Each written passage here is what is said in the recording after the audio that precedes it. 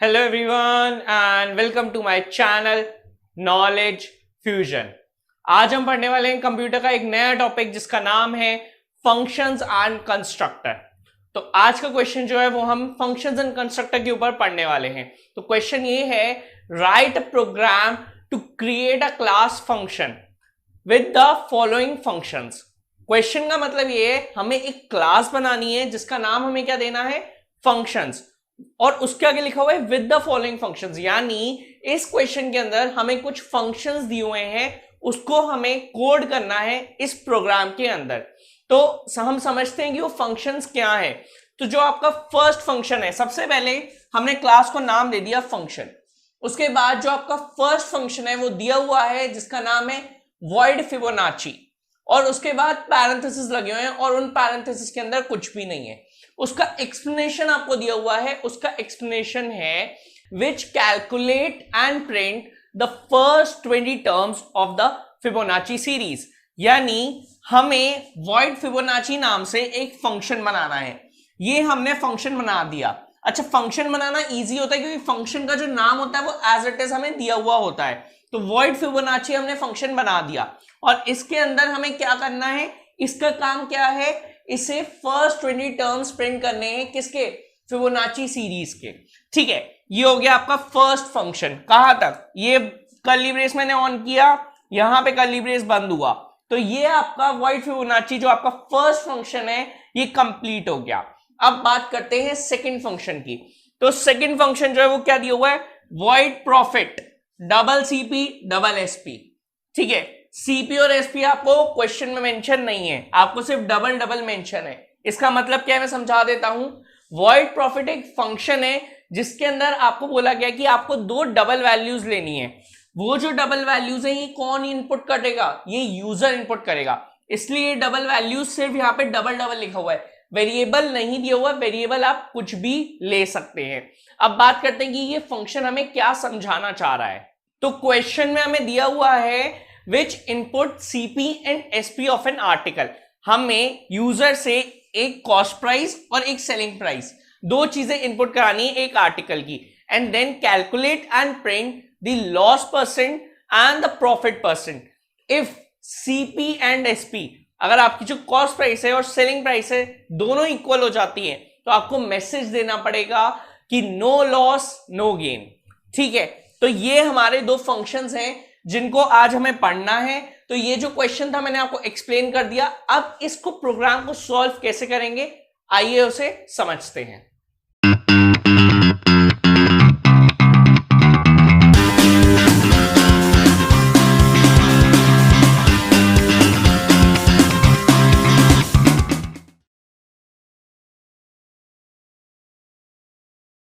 मैंने हमेशा आपको बताया है जावा की स्टार्टिंग हमेशा क्लास से होती है। क्लास को एक पर्टिकुलर नाम दिया जाता है जो आपके प्रोग्राम को डिफाइन करता है, आपके प्रोग्राम को एक्सप्लेन करता है। क्वेश्चन में हमें दिया हुआ था कि हमें क्लास का नाम फंक्शन देना है, तो मैंने क्लास का नाम फंक्शन दिया है। उसके बाद मैंने लगा दिया कर्ली ब्रेस।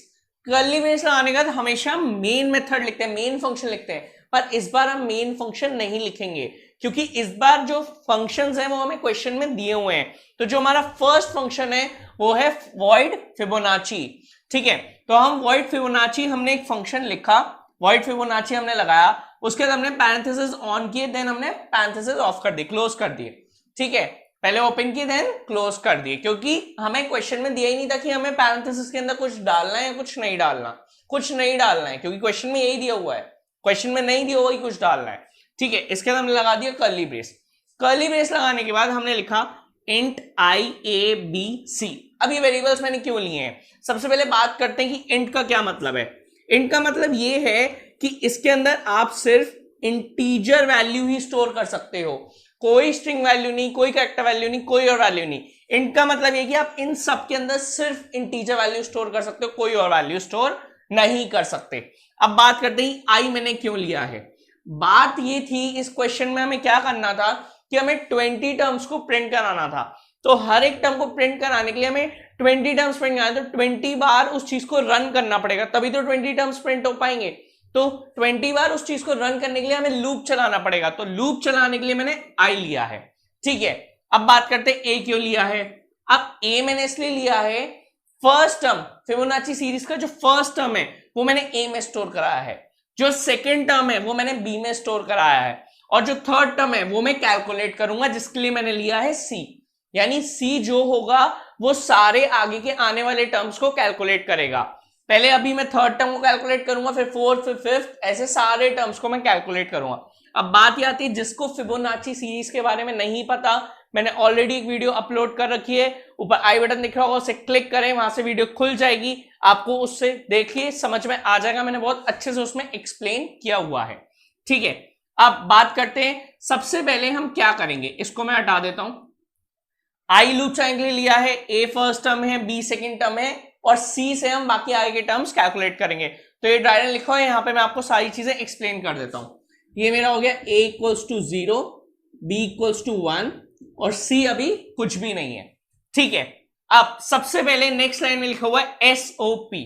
एसओपी का मतलब क्या है, आप शॉर्ट फॉर्म यूज नहीं कर सकते, आपको full form system dot out dot print लिखना है।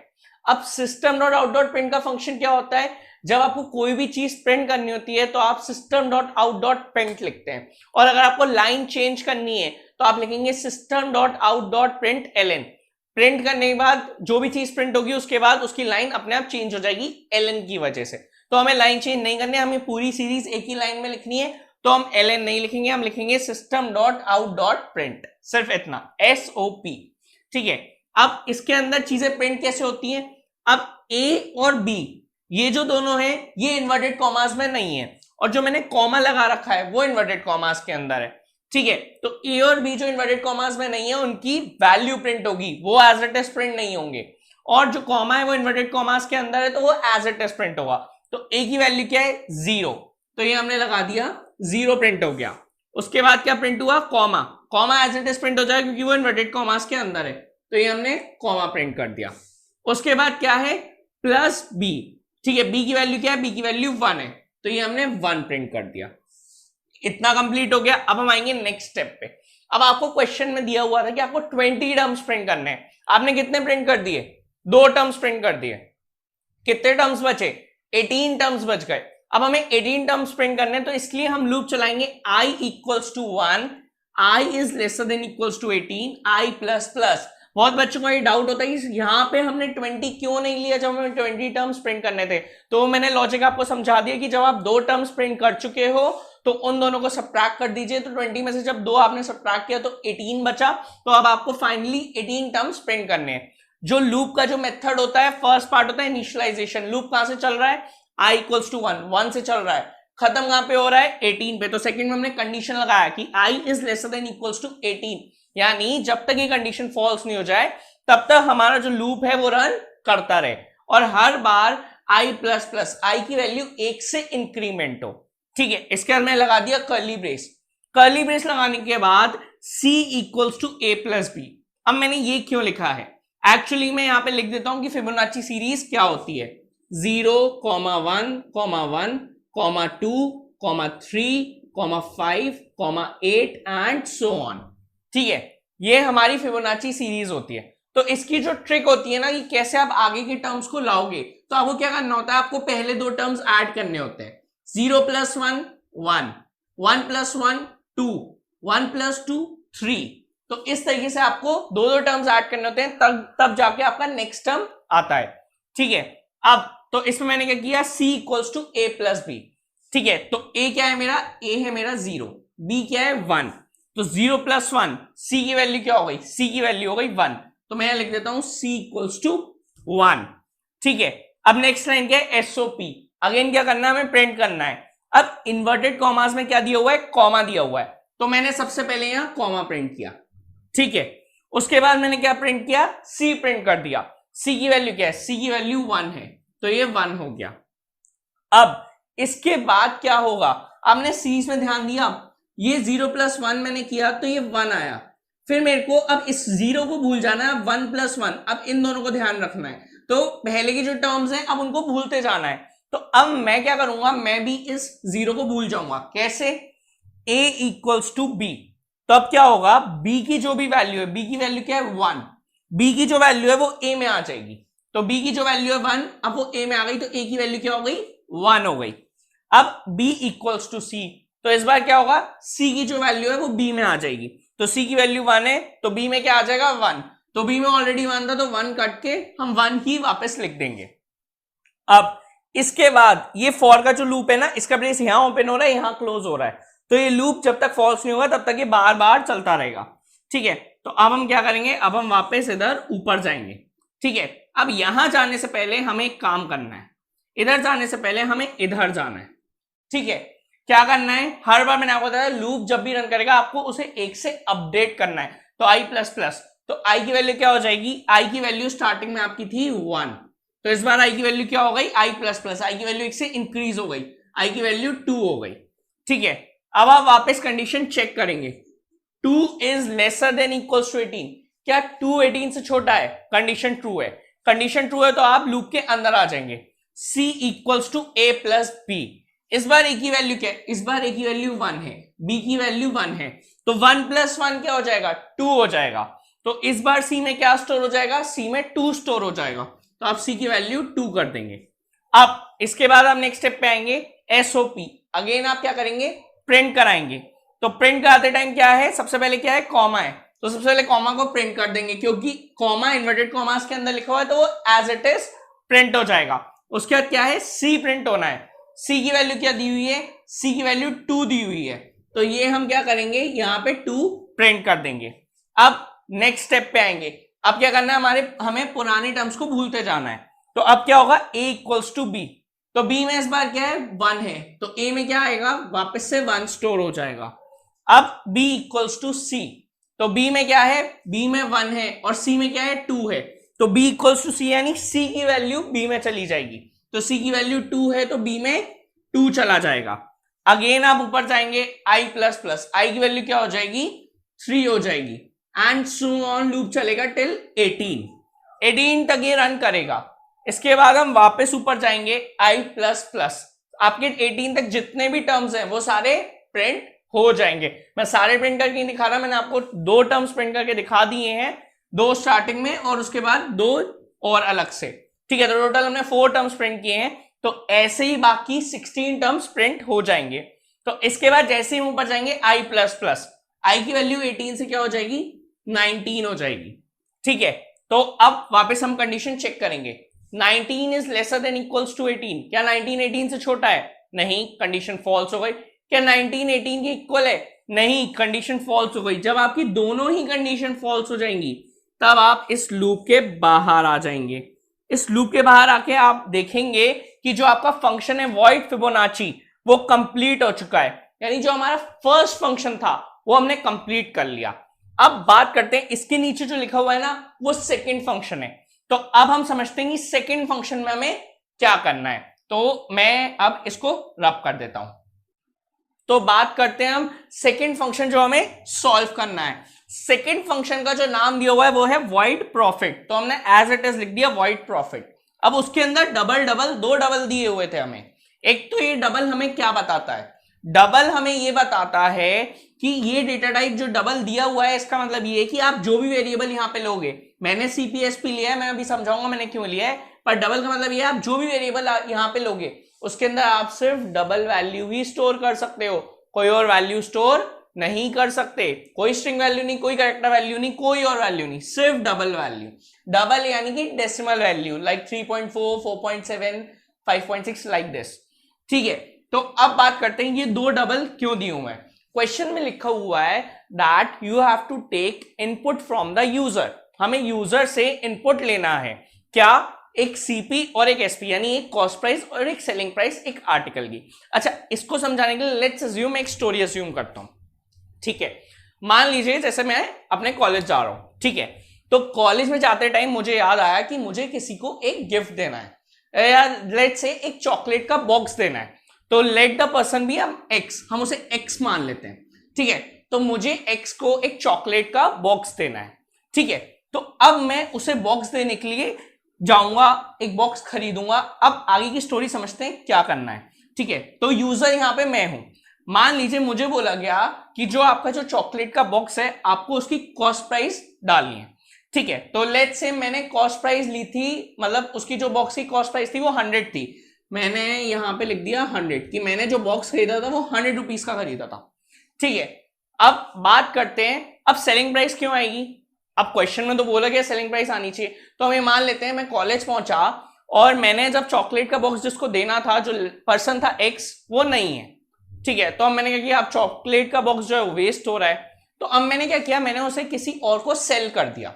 ठीक है, तो मैंने जब उसे सेल किया तो मैंने उसे 110 रुपीज में सेल किया, तो उसकी सेलिंग प्राइस में ले लेता हूं 110। तो मैं यूजर हूं, मैं कोई भी वैल्यू डाल सकता हूं, तो मैंने कॉस्ट प्राइस डाल दी 100, सेलिंग प्राइस डाल दी 110। अब बात करते हैं क्या हुआ। अब हमें इस क्वेश्चन में करना क्या था, हमें ये बोला गया था कि अगर आपका कॉस्ट प्राइस और सेलिंग प्राइस इनपुट करने के बाद अगर आपका लॉस हुआ है तो आप लॉस परसेंट निकालिए, प्रॉफिट हुआ है तो प्रॉफिट परसेंट निकालिए, और अगर कुछ भी नहीं हुआ, ना लॉस हुआ है ना प्रॉफिट हुआ है, तो लिख दीजिए नो लॉस नो गेन। तो अब हमें इसी को कोड करना है, इसी को प्रोग्राम सॉल्व करना है। तो सबसे पहले हम क्या करेंगे, हम कुछ वेरिएबल्स ले लेंगे। ठीक है, मैंने यहां डबल में 4 वेरिएबल्स लिए हुए हैं। ठीक है, मैं आपको फिर बता दूं कि इस डबल का मतलब क्या है। इसका मतलब है आप इसमें सिर्फ डेसिमल वैल्यू ही स्टोर कर सकते हो, कोई और वैल्यू स्टोर नहीं कर सकते, ओनली डेसिमल वैल्यू। अब बात करते हैं कि मैंने ये जो 4 वेरिएबल्स लिए हैं, ये मैंने क्यों लिए हैं। देखिए, अगर मान लीजिए कि मेरा लॉस हुआ तो उसे मैं किस में स्टोर करूंगा, एल में। अब लॉस होगा तो मुझे लॉस परसेंट कैलकुलेट करना पड़ेगा, तो एलपी मैंने लिया है लॉस परसेंट स्टोर करने के लिए। अब मान लेते हैं कि मेरा प्रॉफिट हो गया, तो प्रॉफिट में किस में स्टोर करूंगा, पी में। ठीक है, अब प्रॉफिट हुआ है तो प्रॉफिट परसेंट कैलकुलेट करना पड़ेगा, इसलिए मैंने डबल पी एक और वेरिएबल ले लिया। ये 4 वेरिएबल्स मैंने ले लिए। अब इसके बाद सबसे पहले 2 ही कंडीशन हो सकती हैं, 2 ही कंडीशन के बारे में हम बात करेंगे। कंडीशन हमारे पे 3 है, केस 3 है, कितने 3। Case 1 profit, case 2 loss, case 3 nothing, neither profit nor loss, ना प्रॉफिट हुआ ना लॉस हुआ। ठीक है, तो सबसे पहले हम केस 1 की बात करते हैं। तो सबसे पहले मैंने क्या किया, हमने मैथ्स में पढ़ा हुआ है कि जब हमें प्रॉफिट चेक करना हो कि हमारा प्रॉफिट हुआ है या नहीं, तो फॉर्मूला क्या होता है, प्रॉफिट का फॉर्मूला होता है एसपी माइनस सीपी, यानी selling price minus cost price. तो मैंने इफ कंडीशन के अंदर लिख दिया selling price is greater than cost price. क्या सेलिंग प्राइस कॉस्ट प्राइस से बड़ा है। अब ये जो मैंने आपको फॉर्मूला बताया, ये प्रॉफिट निकालने का फॉर्मूला होता है, पर आप प्रॉफिट निकालेंगे कब, आप प्रॉफिट तब निकालेंगे जब आपको ये पता होगा कि सेलिंग प्राइस आपकी ज्यादा है और कॉस्ट प्राइस कम है, तभी प्रॉफिट आएगा। तो सबसे पहले हमने ये कंडीशन चेक करी, क्या सेलिंग प्राइस ज्यादा है कॉस्ट प्राइस से, तो अब हम चेक करते हैं क्या 110 बड़ा है 100 से। कंडीशन हमारी ट्रू हो गई, तो कंडीशन हमारी ट्रू हो गई तो ये पार्ट रन कर जाएगा। अब मान लेते हैं हमारी कंडीशन फॉल्स हो जाती है ना, तो क्या होता, तो एल्स इफ वाला पार्ट रन करता। अगर ये कंडीशन भी फॉल्स हो जाती तो एक और एल्स वाला पार्ट दिया हुआ है, मैं तीनों आपको केसेस समझा देता हूं। ठीक है, तो मैं इसको हटा देता हूं। ठीक है, तो ये हमने लिखा हुआ है कॉस्ट प्राइस 100 है, सेलिंग प्राइस 110 है। अब सबसे पहले प्रॉफिट निकालेंगे, तो प्रॉफिट कितना आएगा, selling price minus cost price, तो 110 माइनस 100, तो हमारा प्रॉफिट आ गया 10। ठीक है, अब हम क्या करेंगे, अब हम प्रॉफिट परसेंट निकालेंगे। तो मैथ्स में हमने फॉर्मूला पढ़ा हुआ था, प्रॉफिट परसेंट क्या होता है, profit upon cost price into 100। तो प्रॉफिट हमारा कितना है, प्रॉफिट है हमारा 10 अपॉन कॉस्ट प्राइस कितनी है, कॉस्ट प्राइस है हमारी 100। ठीक है, इनटू किससे करना है, हमें 100 से इनटू करना है। तो ये जब हमने सॉल्व किया तो हमारा कितना 10% हमारा प्रॉफिट आ गया। ठीक है, नेक्स्ट लाइन में क्या लिखा हुआ है, एसओपीएलएन। अब जो प्रॉफिट परसेंट है वो इन्वर्टेड कॉमास में है, एसओपीएलएन क्या करेगा, प्रिंट करने में हमारी हेल्प करेगा। अब जो प्रॉफिट परसेंट है वो इन्वर्टेड कॉमास में है, तो as it is output screen पे प्रिंट हो जाएगा। तो ये हो गया हमारा प्रॉफिट परसेंट, ये आउटपुट स्क्रीन पे एज इट इज आ गया। अब बाहर जो पीपी वेरिएबल लिखा हुआ है, जो मैंने प्रॉफिट परसेंट के लिए लिया था, इसकी जो वैल्यू होगी वो प्रिंट हो जाएगी, क्योंकि ये इन्वर्टेड कॉमास में नहीं है। तो इसकी वैल्यू 10 है जो यहाँ पे स्टोर है, पीपी के अंदर कितना स्टोर है, 10 स्टोर है, तो 10 प्रिंट हो जाएगा। यानी इसका क्या आउटपुट आया कि जो प्रॉफिट परसेंट है वो 10 है, तो यानी मुझे 10% का प्रॉफिट हुआ है। ठीक है, अब ऐसा क्यों हुआ, क्योंकि मेरी सेलिंग प्राइस ज्यादा थी कॉस्ट प्राइस से। तो अब सेकंड केस ले लेते हैं जिसमें मेरी कॉस्ट प्राइस ज्यादा और सेलिंग प्राइस कम हो। तो मैं इसको रब कर दे रहा हूं, ठीक है। तो लेट से इस बार ले लेते हैं, मेरी जो सेलिंग प्राइस है वो 90 है और कॉस्ट प्राइस 100 है, ठीक है। तो अब क्या होगा, अब हम क्वेश्चन चेक करेंगे, if SP is greater than CP, क्या हमारा जो सेलिंग प्राइस है वो कॉस्ट प्राइस से ज्यादा है। सेलिंग प्राइस हमारी 90 है, कॉस्ट प्राइस 100 है, तो क्या है, कंडीशन हमारी फॉल्स हो गई। कंडीशन जैसे ही फॉल्स हुई तो इफ का क्या होता है, जब कंडीशन फॉल्स होती है तो जो इफ के नीचे जो पार्ट लिखा होता है वो नहीं चलता, ठीक है, ये वर्क नहीं करेगा। अब हम नेक्स्ट पे आ गए, अब लिखा हुआ है एल्स इफ, अगर ये नहीं तो अब इसको चेक करते हैं, क्या कॉस्ट प्राइस सेलिंग प्राइस से ज्यादा है। तो हमने चेक किया, क्या 100 90 से ज्यादा है, कंडीशन ट्रू, 100 ज्यादा है 90 से। तो अब हम क्या करेंगे, कर्ली ब्रेस अंदर आ गए, अब ये यहां से लेके यहां तक पूरा रन करेगा, ठीक है। अब हम यहां पे क्या करेंगे, loss is equals to cost price minus selling price. तो जब हमारी कंडीशन सही है तो हमने जो मैथ्स में फॉर्मूला पढ़ा था, लॉस कैसे निकालते हैं, cost price minus selling price. तो loss is equals to 100 minus 90, ठीक है। तो हमारा लॉस कितना आ गया, लॉस आ गया 10, ठीक है।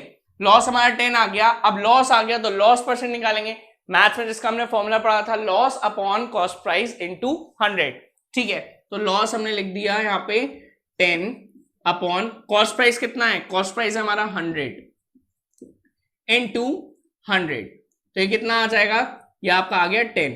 तो जो आपका लॉस परसेंट है, ठीक है, लॉस परसेंट कितना है आपका, ये मैं एलपी सॉरी ये एलपी है, ठीक है। एलपी जो हमने यहाँ पे ये वेरिएबल लिया हुआ है, ठीक है। तो हमारा जो लॉस परसेंट है वो कितना आ गया, वो आ गया 10%, यानी हमें 10% का लॉस हुआ है। तो नेक्स्ट लाइन में क्या है, एसओपीएलएन, यानी अब हम प्रिंट करेंगे आउटपुट स्क्रीन पे लॉस परसेंट, और बाहर क्या है, एलपी है, तो एलपी की वैल्यू प्रिंट हो जाएगी, तो लॉस परसेंट 10 प्रिंट हो जाएगा।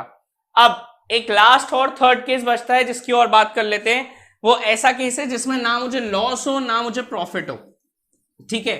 इसमें तो मैं गिफ्ट भी नहीं दे पाया और ऊपर से लॉस भी हो गया, तो ये तो नुकसान वाली बात थी। अब ऐसा कुछ करते हैं कि ना लॉस हो और प्रॉफिट भी ना हो, ठीक है।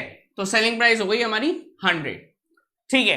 तो अब बात करते हैं, सबसे पहले क्या है, if selling price is greater than cost price, तो सेलिंग प्राइस क्या है 100 और कॉस्ट प्राइस क्या है 100, क्या 100 इज ग्रेटर देन 100, क्या 100 से बड़ा है, नहीं, कंडीशन हो गई फॉल्स। कंडीशन फॉल्स हो गई तो ये पूरा रन नहीं करेगा। अब हम आ गए एल्स इफ पे, क्या 100 से बड़ा है, फिर वही कंडीशन, क्योंकि दोनों वैल्यू सेम है तो ये कंडीशन भी हो गई फॉल्स। अब जब ये दोनों कंडीशन फॉल्स हो गई तो एल्स इफ के बाद ये पूरा रन नहीं करेगा। अब इसके बाद क्या लिखा हुआ है, एल्स, यानी अब कोई कंडीशन नहीं है, अगर ये दोनों रन नहीं कर रहे तो ये तो रन करेगा ही करेगा। ये वाली थर्ड स्टेप है कि अगर ये दोनों रन नहीं कर रहे इसलिए ये तो रन करेगा ही करेगा, इसलिए हमने इसको लास्ट में लिखा है। अच्छा सीक्वेंस समझिए कि मैंने इसको लास्ट में क्यों लिखा है, क्योंकि अगर ये रन नहीं करेंगे तो इसमें मैंने कोई कंडीशन नहीं लगाई हुई है, अगर मैं इसको सबसे पहले लिखता तो ये तो रन कर जाता, इसलिए मैंने इसको लास्ट में लगाया। ये कंडीशन अगर ट्रू होनी होगी तो पहले ये प्रिंट हो जाएगा, ये भी नहीं होनी होगी तो ये प्रिंट हो जाएगा, या तो ये दो कंडीशन होंगी या तो डेफिनेटली थर्ड कंडीशन होगी। तो अब क्या प्रिंट हो गया, आपकी आउटपुट स्क्रीन पे क्या आ जाएगा, no profit comma no loss, ये आपकी आउटपुट स्क्रीन पे आ जाएगा और यही आउटपुट हम एक्सपेक्ट कर रहे हैं इस वाले केस में, ठीक है। तो ये पूरा जो क्वेश्चन था ये आपका किसके ऊपर बेस्ड था, फंक्शंस एंड कंस्ट्रक्टर्स के ऊपर। इसमें आपने एक चीज नोटिस करी, जो आपको दो फंक्शंस बनाने थे वो फंक्शंस आपको क्वेश्चन में दिए हुए थे। इनफैक्ट जो वेरिएबल्स आपको इसके अंदर लेने थे, जो हम वॉइड मेन के अंदर या जो फंक्शन के अंदर वेरिएबल्स लेते हैं, डबल सीपी डबल एसपी, ये भी आपको दिया हुआ था। और इनफैक्ट आपको ये भी बताया हुआ था कि आपको इस फंक्शन के अंदर करना क्या है, पूरा क्वेश्चन अच्छे से एक्सप्लेन किया हुआ था। सिर्फ अगर थोड़ा सा भी आप समझोगे तो आराम से इस क्वेश्चन को सॉल्व कर पाओगे। अच्छा एक बात और, अब जब मैं इस प्रोग्राम को कंप्यूटर में, लैपटॉप में, कहीं पे भी जब मैं इसे रन कराऊंगा, किसी भी डेटा पे रन कराऊंगा, तो ऐसा नहीं होगा कि वॉइड फिबोनाची भी रन कर जाए, वॉइड प्रॉफिट भी रन कर जाए। आपको इन फंक्शंस को कॉल कराना पड़ेगा, ठीक है। जैसे हम क्या करते हैं, हर वीडियो मैंने आपको बताया, ऑब्जेक्ट क्रिएट करते हैं, देन हम उस प्रोग्राम को, उस फंक्शन को कॉल कराते हैं। अब वो तो एक वॉइड मेन होता है तो हम उसे कॉल कराते हैं, जितना भी उसके अंदर होता है सब कॉल हो जाता है। पर इस क्वेश्चन में ऐसा नहीं होगा। अगर आप वॉइड फिबोनाची कॉल कराएंगे तो आपका प्रोग्राम सिर्फ इतना ही रन करेगा, और अगर आप वॉइड प्रॉफिट रन कराएंगे तो आप यहां से लेके यहां तक ही रन करा पाएंगे प्रोग्राम को, अगर वॉइड प्रॉफिट कॉल कराते हैं तो दोनों अगर आपको रन कराना है तो आपको दोनों अलग अलग कॉल कराने पड़ेंगे। तो यही डिफरेंस है कि क्या होता है नॉर्मल क्वेश्चंस में और फंक्शन एंड कंस्ट्रक्टर के क्वेश्चन में। So that's it for the day. ये कंप्लीट एक्सप्लेनेशन था फंक्शंस एंड कंस्ट्रक्टर का। आइए अब इसे प्रैक्टिकली देखते हैं। तो जैसा कि आप देख सकते हैं जो प्रोग्राम मैंने भी आपको एक्सप्लेन किया था उसका कोड मैंने यहाँ लिखा हुआ है। सबसे पहले हम इस कोड को क्या करेंगे, कंपाइल करेंगे। कंपाइल करने के बाद देखिए लिखा हुआ आ गया class compiled no syntax error, यानी इस प्रोग्राम में कोई भी एरर नहीं है, बिल्कुल ठीक है। अब हम यहाँ पे देख सकते हैं इसके अंदर हमने दो प्रोग्राम्स, दो फंक्शंस क्रिएट किए हैं। एक है हमारा वॉइड फिबोनाची और दूसरा है हमारा वॉइड प्रॉफिट। ये पूरा वॉइड प्रॉफिट हमने इसमें लिखा हुआ है, इसको कोड किया हुआ है। अब हम इसको क्लोज कर देंगे। क्लोज करने के बाद अब हम इसका ऑब्जेक्ट क्रिएट करेंगे। ऑब्जेक्ट किस लिए क्रिएट किया जाता है, ताकि हम इस प्रोग्राम को, इस फंक्शन को कॉल करा सके। अब जब हम इसको कॉल कराएंगे तो आप देख सकते हैं इसमें वॉइड मेन लिखा हुआ नहीं आ रहा, यानी आप वॉइड मेन कॉल नहीं करा सकते। वॉइड मेन हम लिखते थे प्रोग्राम के अंदर, इसलिए हम उसे कॉल करा पाते थे। इस प्रोग्राम के अंदर हमने वॉइड मेन बनाया ही नहीं है। तो अब आपको जो भी फंक्शन कॉल कराना है आप उसे क्लिक करेंगे। तो सबसे पहले हम वॉइड फिबोनाची कॉल कराते हैं। तो जैसे ही मैंने वॉइड फिबोनाची पे क्लिक किया तो जो हमारी 20 टर्म्स थे वॉइड फिबोनाची सीरीज के, वो सारे प्रिंट हो गए, सारे के सारे आपके आउटपुट स्क्रीन पे आ गए हैं। अब हम इसे क्लोज कर देते हैं। अब हम इसे दोबारा कॉल कराएंगे। तो इस बार सिर्फ वॉइड फिबोनाची रन किया था क्योंकि हमने इसे वॉइड फिबोनाची को ही कॉल कराया था। अब हम वॉइड प्रॉफिट कॉल कराएंगे और इसमें मैंने जो आपको 3 डिफरेंट केसेस एक्सप्लेन किए थे, अब मैं वो प्रैक्टिकली आपको शो करके दिखाऊंगा। तो पहला केस था जिसमें मैं प्रॉफिट हुआ था, जिसमें मैंने कॉस्ट प्राइस ली थी 100 और सेलिंग प्राइस ली थी 110। अब हम एंटर करते हैं और देखते हैं क्या होता है। तो देखिए आउटपुट क्या आया, प्रॉफिट परसेंटेज 10। ठीक है, तो यानी जो मैंने आपको एक्सप्लेन किया था वही हमें आउटपुट मिल गया, यानी आउटपुट बिल्कुल ठीक है। अब हम दूसरा केस देख लेते हैं, केस सेकंड। इसमें क्या किया था मैंने, इस बार हमारी जो कॉस्ट प्राइस थी वो 100 थी और सेलिंग प्राइस जो थी वो 90 थी, यानी इसमें हमें लॉस हो रहा था। तो देखते हैं क्या होता है। तो देखिए लॉस हुआ और लॉस परसेंट कितना आ गया, लॉस परसेंट आपका आ गया 10। तो यानी ये आउटपुट भी हमारा ठीक है। अब जो लास्ट जो हमारा थर्ड केस था वो अब देख लेते हैं, जिसमें ना हमें लॉस होना था और ना हमें प्रॉफिट होना था, क्योंकि इसमें हमने कॉस्ट प्राइस 100 ली थी और सेलिंग प्राइस भी 100 थी। तो अब देखते हैं क्या आउटपुट आता है। तो हमारा आउटपुट आ गया नो प्रॉफिट नो लॉस, यानी ये बिल्कुल ठीक है, इसमें कोई भी एरर नहीं है, ये प्रोग्राम हमने बिल्कुल करेक्ट बनाया है। आई होप आपको ये प्रोग्राम क्लियर हुआ होगा। अगर ये वीडियो पसंद आई हो तो इसको लाइक करें, शेयर करें और चैनल को जरूर सब्सक्राइब करें। और एक इंपॉर्टेंट बात, अगर आपको कोई भी कैसा भी डाउट है या फिर कोई भी क्वेरी है तो आप मुझे कांटेक्ट कर सकते हैं। मेरी मेल आईडी, मेरा कांटेक्ट नंबर और मेरी इंस्टाग्राम आईडी डिस्क्रिप्शन बॉक्स में अवेलेबल है। Have a good day.